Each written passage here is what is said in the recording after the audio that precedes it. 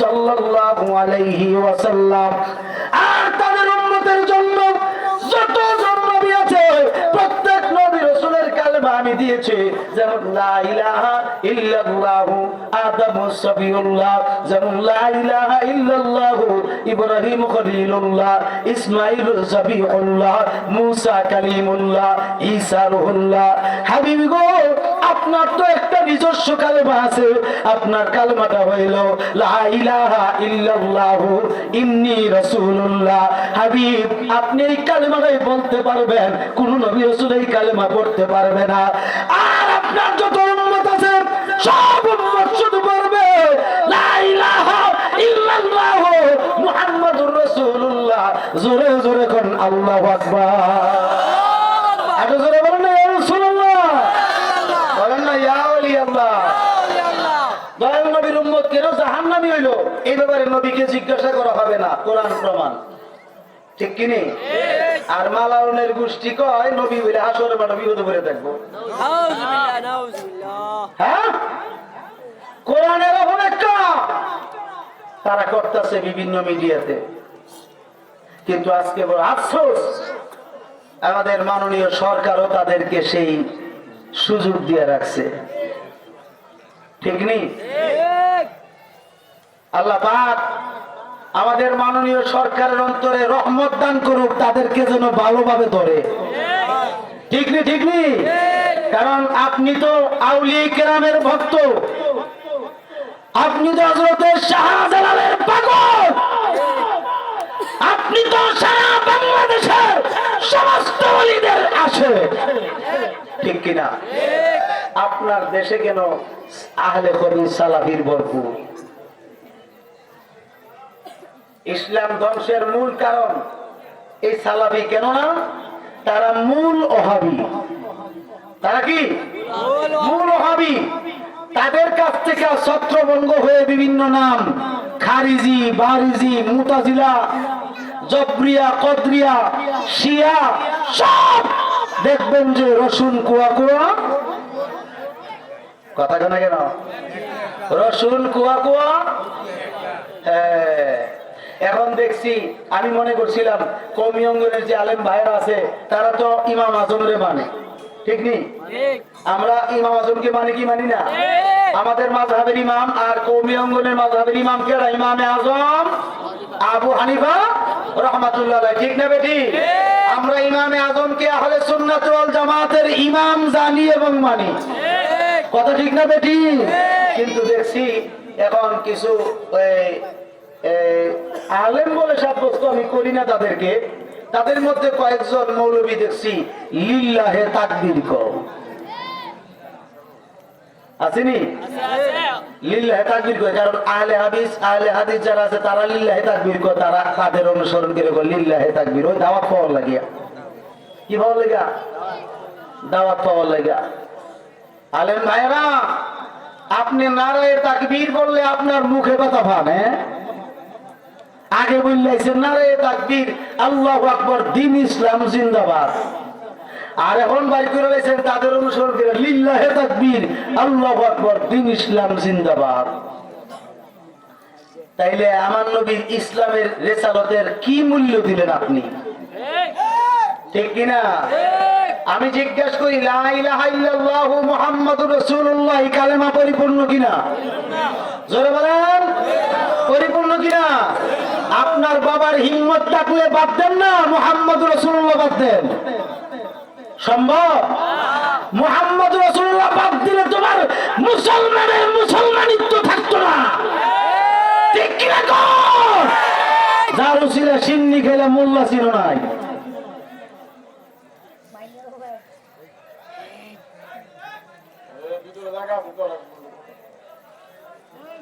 বাবারা আমার, গভীর মন দিয়ে শোনেন।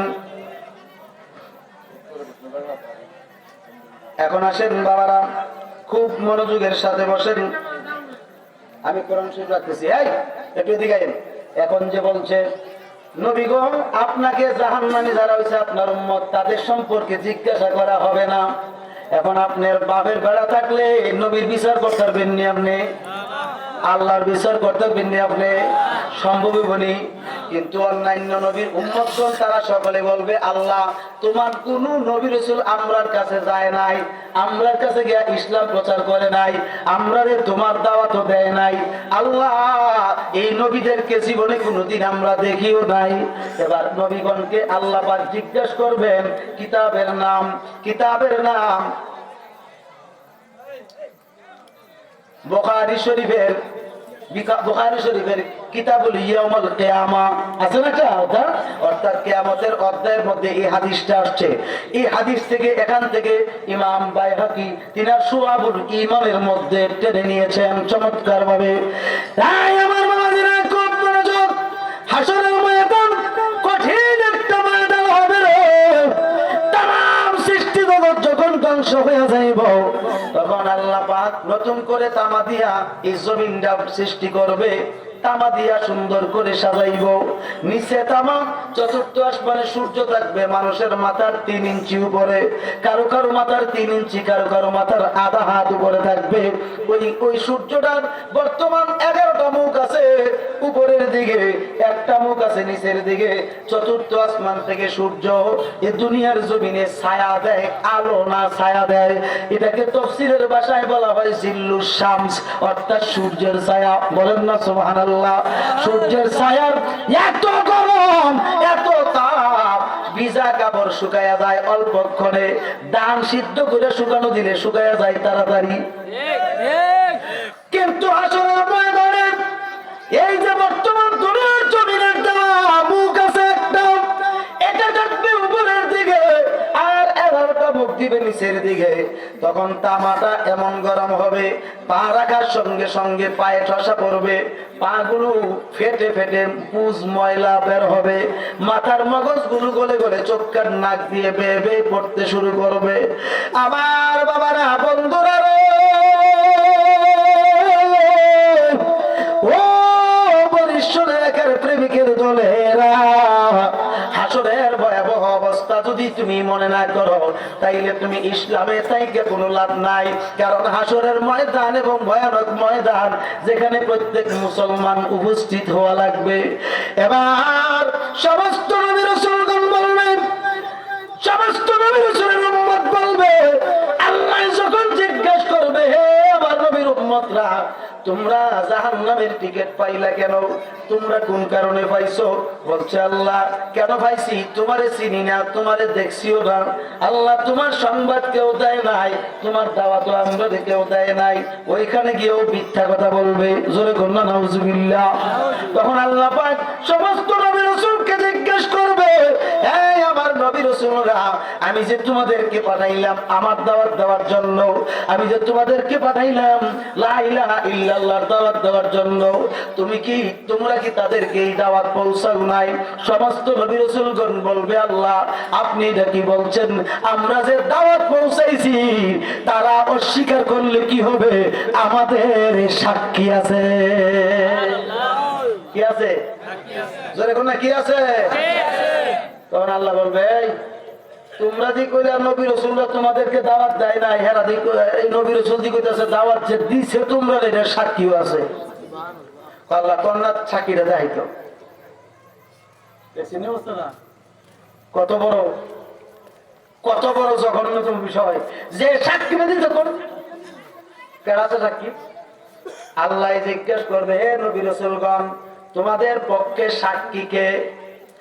এবার সমস্ত নবী রাসূলগণ বলবে, আল্লাহ আমরা যে তোমার দাওয়াত দিলাম আমাদের সাক্ষী হইল মুহাম্মাদুর রাসূলুল্লাহ সাল্লাল্লাহু তাআলা আলাইহি ওয়াসাল্লাম এবং তোমার বন্ধু কামলিওয়ালার উম্মত। আরো জোরে বলেন না সুবহানাল্লাহ, আরো জোরে বলেন না সুবহানাল্লাহ। তখন তো কইবে কি এর সাক্ষী, এরা কি দেখছে নাকি? এবার বলবে নবী রাসূলগণ বলবে, আল্লাহ এরা সাক্ষী। আমি তখন আপনাদেরকে জিজ্ঞেস করতে চাই, হাসরের ময়দানে আমার দয়াল নবীর উম্মত থাকবে কি থাকবে না? কথা বল না, থাকবো নি? থাকলে যদি আমার নবীর উম্মতকে জিজ্ঞেস করে, আল্লাহ নবীর উম্মত, নবী রাসূল যে বলতেছে এটা সঠিক কিনা, এবং আমরা সমস্ত উম্মতরাই বলবো আল্লাহ তাদেরকে যখন নবী রাসূলরা দাওয়াত দেয় তখন আমরা আলমে আরোহার জগৎ থেকে, রূহের জগৎ থেকে তাদের দাওয়াতের অবস্থাটা সবগুলো আমরা দেখছি নবী রাসূলগণ নীরবরা। নবীরা দাওয়াত দিছে, এরা মিথ্যাবাদী। সুবহানাল্লাহ।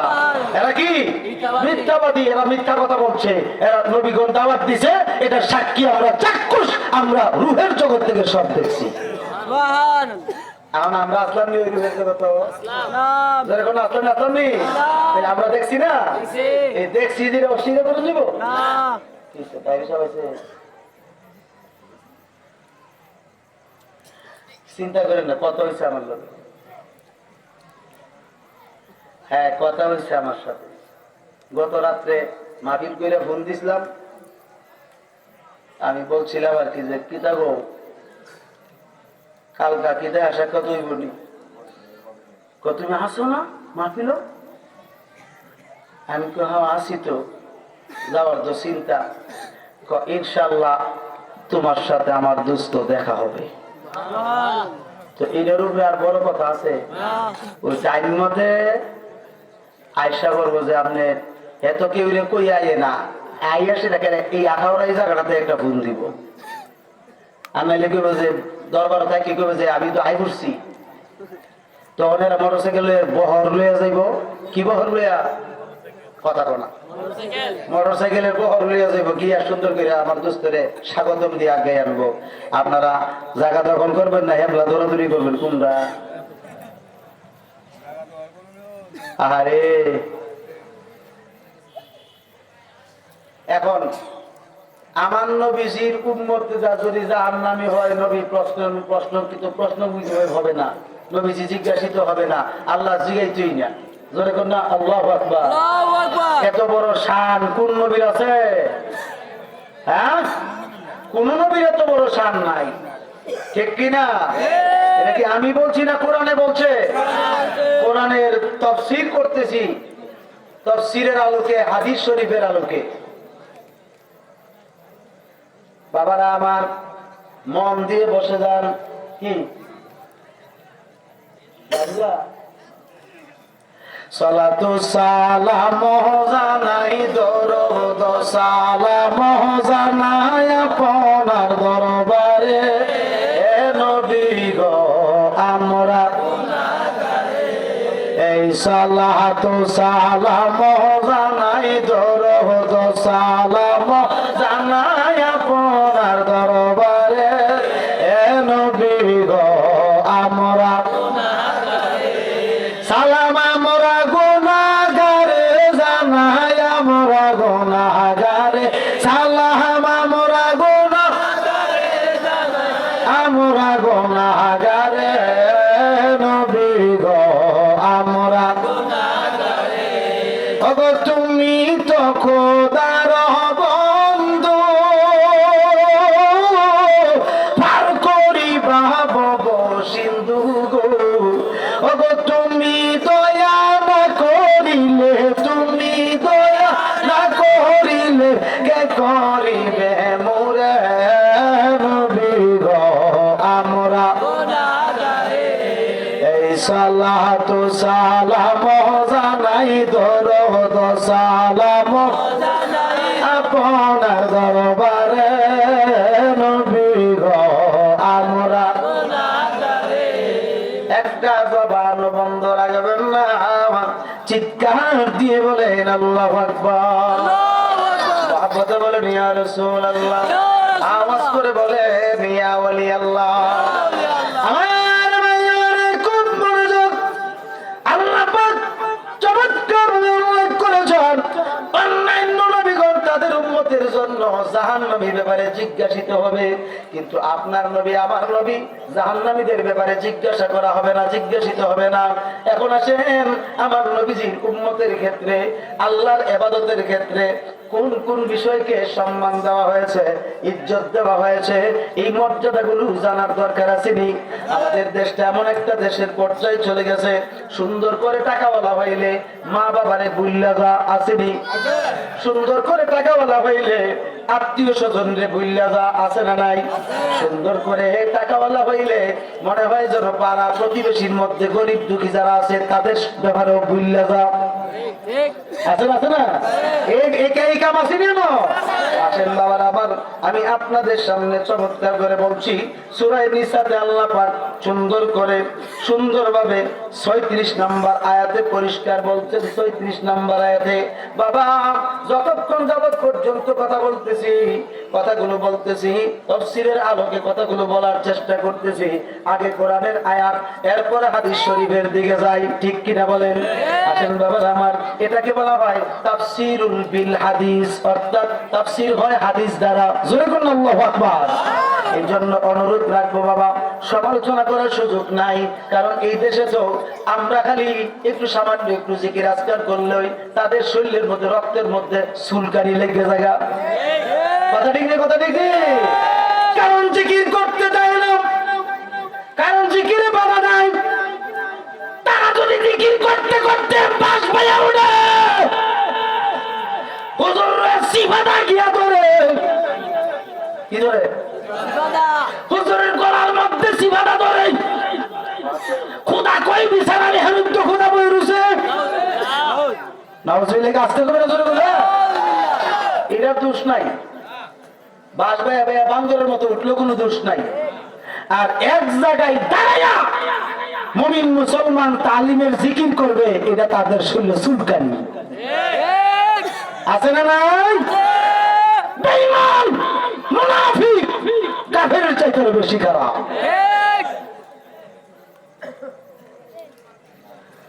আল্লাহ রাব্বুল আলামিন বলেন চমৎকার বলেন, বিসমিল্লাহির রাহমানির রাহিম। আল্লাহু আকবার। আটা জোরে করুন আল্লাহু আকবার। ওয়া'বুদুল্লাহ ওয়া লা তুশরিকু বিহি শাইআন ওয়া বিল ওয়ালিদাইনি ইহসানা।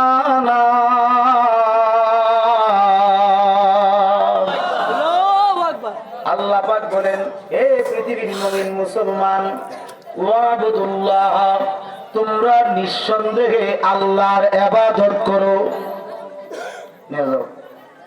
তোমরা নিঃসন্দেহে কার ইবাদত? জোরে বলুন, কার ইবাদত? কেউ কার ইবাদত করতে? আল্লাহ নিজে কইছে তোমরা নিঃসন্দেহে আল্লাহর ইবাদত করো, আল্লাহর ইবাদত করো, আল্লাহর ইবাদত করো। জোরে বলুন সুবহানাল্লাহ। এই এবার আসেন বাবা, আল্লাহর ইবাদতের সঙ্গে কাউকে শরীক করা যায় না। ওয়ালা তুশরিকু বিহি শাইআ। আল্লাহ পাক বলেন আল্লাহর ইবাদতের সঙ্গে কাউকে শরীক কইরো না, কাউকে অংশীদার বানাইও না, কাউকে আল্লাহর সমকক্ষ বানাইও না। এখানে দেখছেন বাবারা, এই আয়াত দিয়া জালিমের গোষ্ঠীরা বলে মাজার পূজারীরা, জোরে বলুন নাউজুবিল্লাহ। বলেনি বলেনি? ও তুমি যে জালিমের গোষ্ঠী মাজার পূজারী বলো, আমি তো করমপুরের মাজার শরীফ অগণিতবার জিয়ারত করেছি। মাজার শরীফের ভিতরে গিয়া মাজার শরীফকে আমি চুম্বন দিয়ে সম্মান করছি। যতক্ষণ পর্যন্ত দেখলাম একজন মাজার চেষ্টা দিতে দেখলাম না, ওই কানার ঘরের কানা তোর চোখটা কই রাখছিলি রে বাবা? তুই চোখ দিয়ে কি উল্টা দেখছ না নিচের দিকে দেখছ? ঠিক কিনা? সুন্নিরা কোনদিন মাজার পূজা করে না, ঠিক কিনা? হাত তুলে বলেন ঠিক না বেটি? আর তুলে বলেন ঠিক কিনা?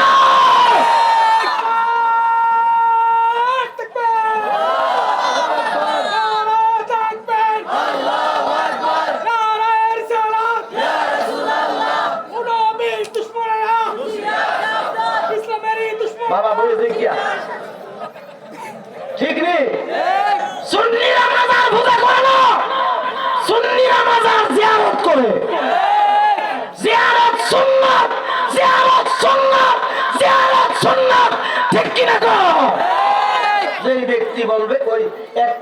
এক দুষ্ট মাজার পূজারি কইছে বলে এক মহিলা স্টেজ উঠে কর চুপ কর তোর ওয়াজ বন্ধ কর করছিনি জুতা দাবি নিয়ে লম্বা করে তুই তোর ওয়াজ বন্ধ করে জুতা হয়েছে মহিলা ঠিক কিনা সুন্নিরা মাজার জিয়ারত করে পূজা করে না আর তোমরা যারা ইহুদির টাকা খায়া পেটের তলা বাড়ি গয়া সুন্নির বিরুদ্ধে আচরণ করছো আহলে সুন্নাতের বিরুদ্ধে আচরণ করছো তোমরা তো মূলত অরিজিনালি মুসলমান না তোমাদের রক্তে তোমাদের ব্লাডে হারাম টাকার খাবার পড়ে আছে এজন্য বলবো আহলে সুন্নাত ওয়াল জামাতের অনুসারী যারা তারা কোনোদিন মাজারকে সেজদা দেয় না ঠিক কিনা মাজারে সেজদা দেওয়া হারাম কবিরা গুনাহ শিরকে আকবার হবে সাবধান থাকতে হবে মাজারকে সেজদা করা যায় না কোন মানুষকে সেজদা করার কোনো বিধান নাই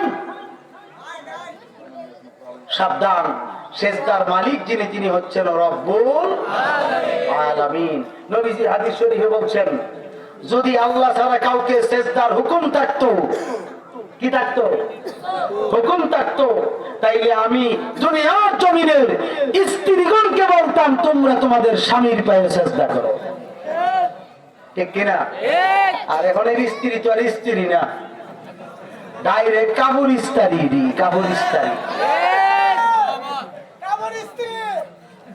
এটি কাবুলিস্তারির লোকের তুলনায় তাদের স্বামী চিনে না স্বামী বোঝে না দুই একটু কম হইলই হুশ থাকে না কথা ঠিক কিনা কমের মধ্যে থাকে না সন্তুষ্ট থাকে না কমের মধ্যে এটি ঠিকানা হবে জাহান্নামে স্বামীর বদনাম বোনের কাছে করে মার কাছে করে বাপের কাছে করে আরো পাড়াপড়শির কাছে করে এমন আছে না আছে না নাই এটি জাহান্নামী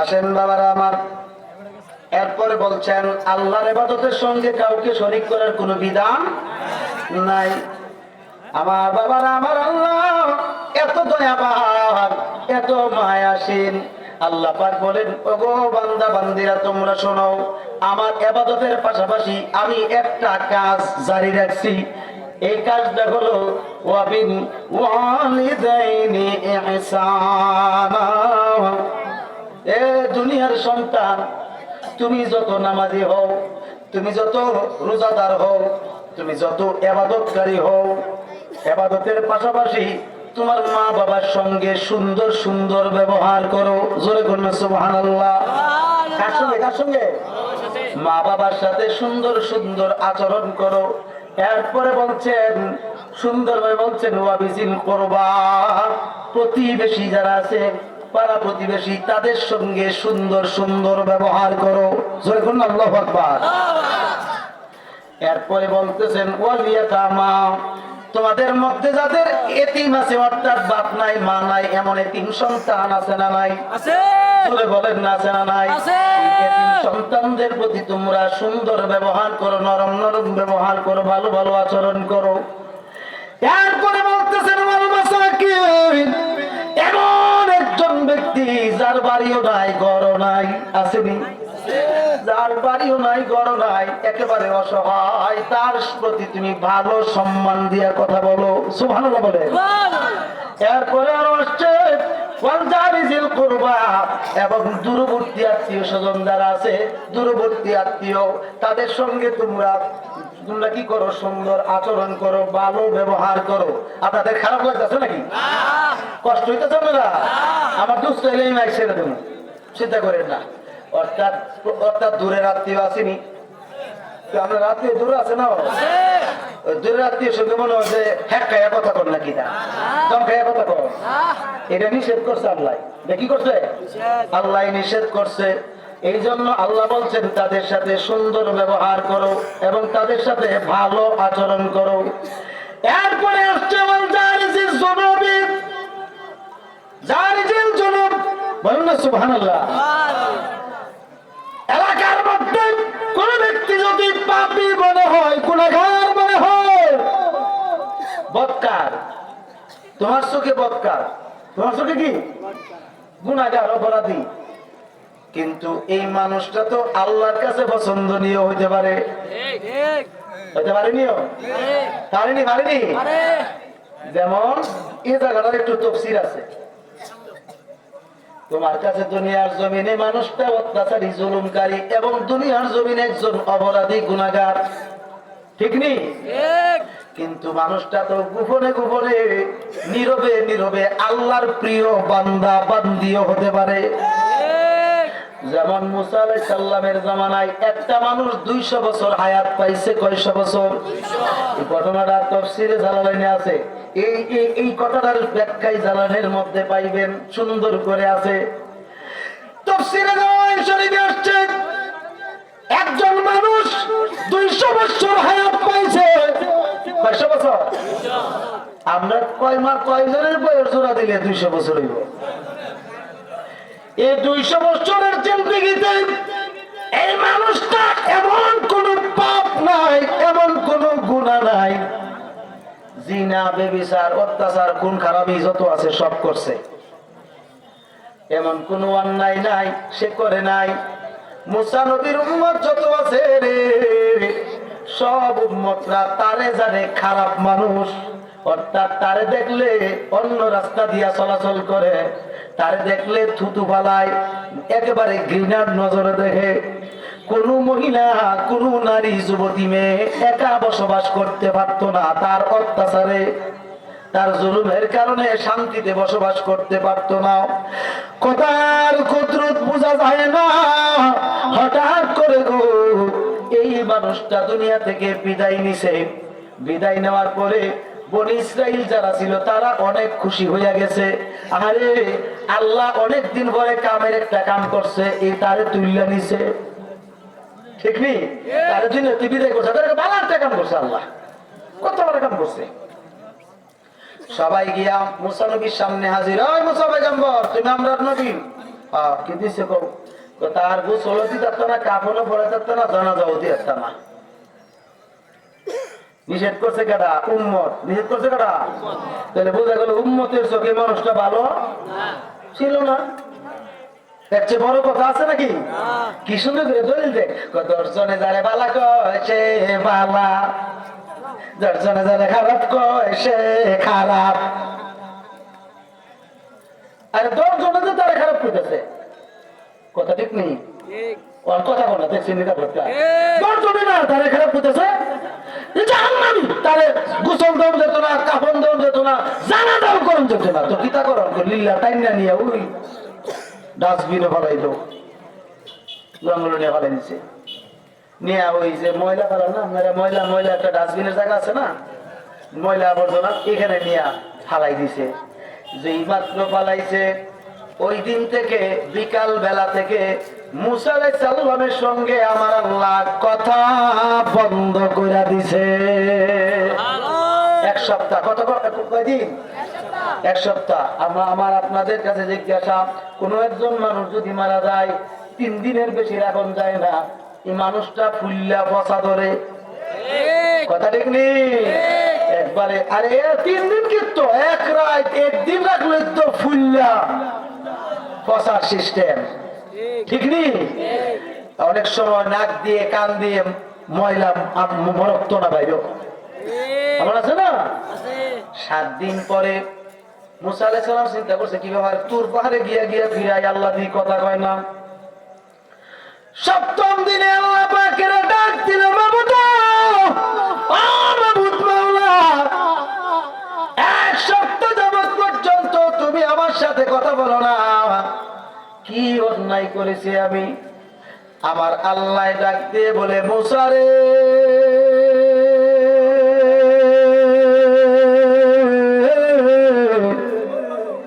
ও মুসা, আমি তো তোমার সঙ্গে প্রতিদিন কথা বলি, সকালে বলি, বিকালে বলি, আজকে 1 সপ্তাহ যাবত কথা বলি না, তোমার কি বিবেকে বাঁধে না? বলতেছে আল্লাহ, না বললে বুঝবো কেমনে? বলতেছে মুসা আজ থেকে 1 সপ্তাহ আগে আমার একজন বন্ধু দুনিয়া থেকে ইন্তেকাল করছে। কি কার বন্ধু? জোরে কোন না কার বন্ধু? তো আল্লাহর বন্ধু ভালো ফিরেন না, হ্যাঁ বাধা দেন না তো তোমার বন্ধু হতো না কোথার বেশি। আল্লাহ বলতেছেন আমার একজন বন্ধু 1 সপ্তাহ আগে দুনিয়া থেকে বিদায় নিছে, তুমি তারে গোসলও দিছো না, তুমি তারে কাফনও পরাইছো না, জানাজাও দিছো না, লিল্লা লাগায়া টাইনা নিয়া ময়লার ডেইনে ফলাইয়া দিছো। তুমি তো পয়গম্বর, উম্মতের কথা কেমন করে তুমি মানলা? সুবহানাল্লাহ। তুমি উম্মতের কথা কেমনে মানলা? তুমি তো আমার অপেক্ষা করতে পারতা, ঠিক নিও, তুমি তো আমার অপেক্ষা করতে পারতা, আমারে জিজ্ঞাসা করতে পারতা তুমি কেমনে কিভাবে উম্মতের কথা মানলা। বলতেছে আল্লাহ আপনি এটা কি তখন আপনার বন্ধু? বলে হ সে আমার বন্ধু। আল্লাহ এটা কেমনে? এত না ফরমান, এত এমন অপরাধ নাই যে 200 বছরের হায়াতে না করছে, তাহলে আপনি কোন কেমনে আপনার বন্ধু? ভাই মুসা সাবধান, আমি কইছি আমার বন্ধু তুই যাচাই কর। আল্লাহ কেমনে যাচাই করতাম? বলে তারে আগে তুলছে, গোসল দে দিছে, কাফন ভরা পরাইছে, জানাজার মাটি লয়ে যা। জানাজার মাটি নেওয়ার পরে আল্লাহ পাক এলহাম দিয়া জানাইছেন, সব শুনছে। হাঁটু চলে তো আমার আল্লাহ ডাক দিয়ে বলে মুসা রে, আমি যে তোমার উপরে তাওরাত কিতাব নাযিল করছি, ওই তাওরাত কিতাবে আমার আখিরি বন্ধু কামলিওয়ালার নাম মুবারক আছে 72 জায়গায়। কত জায়গায়? 72 জায়গায়। আর তুমি মুসার নাম আছে মাত্র 2 জায়গায়। আমি আল্লাহ দেখছি যদি অন্যায় করেছে, আবাদ করেছে, এই ব্যক্তিটা প্রত্যেক দিন সন্ধ্যার পরে অর্থাৎ রাত্রির বেলা কনকনে শীতে হোক এমনি গরমের দিনে হোক সুন্দরভাবে গোসল করত, গোসল কইরা তোমার তাওরাত কিতাবটা লইয়া বসতো, বৈশা তিলাওয়াত করত। যত জায়গায় আমার আখির নবীর নাম মুবারক পাইছে, তত জায়গায় আমার নবীর নাম মুবারকের চুমা আঙ্গুল, 2 বৃদ্ধ আঙ্গুলে চুমা দিয়া 2 ছোট জায়গায় আমার নবীর নামের তাজিম করছে, সম্মান করছে। আমি আল্লাহ তার এমন নাম পছন্দ করেছি, পছন্দ কইরা আমি তার 200 বছরের অপরাধ আমার আখিরি বন্ধুর ইজ্জতের খাতিরে মাফ করে দিয়ে আমার বন্ধু বানায়া নিলাম।